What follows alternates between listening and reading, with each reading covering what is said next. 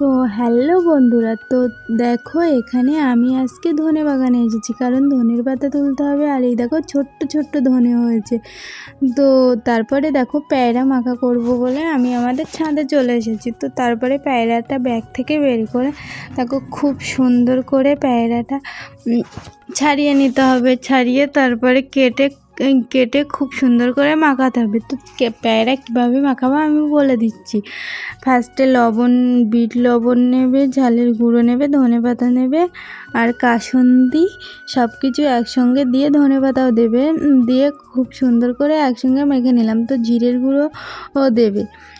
তো তারপরে জিরে মানে ভাজা জিরের যে গুঁড়োগুলো হয় না, ওইগুলো দেবে, তাহলে বেশি ভালো টেস্ট লাগবে। তো এইভাবেই মাখা করবে। তো সত্যি বলছি খুব সুন্দর লাগে প্যায়রা মাখা এইভাবে করলে।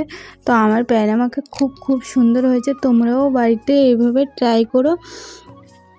তো দেখো এইদিকে আমার মাখানো প্রায় হয়ে যাচ্ছে। তো সব কিছু মশলাগুলো একেবারে দিয়ে নিচ্ছি। তো তারপরে দেখো মাখানো হয়ে গেলে সত্যি বলছি খুব ভালো লেগেছিলো। তো কালারটা দেখো কত সুন্দর বন্ধুরা।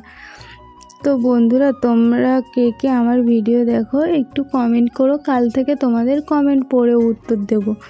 তো যাই হোক, দেখো আমার প্যায়রা মাখা রেডি। তো এবার সবাই মিলে খাবো। তারপরে দেখো এই যে অল্প কটা ছোলা ছিল সেগুলোও একটু মেখে নিলাম। তো ছোলাও মাখা হয়ে গেছে, কিন্তু ছোলা মাখার ভিডিও আমার পেজে অলরেডি ছিল বলে আর দেওয়া হয়নি। তো বন্ধুরা আজ এতটুকুনি, দেখা হবে পরে অন্য কোনো ভিডিও। Tata bye.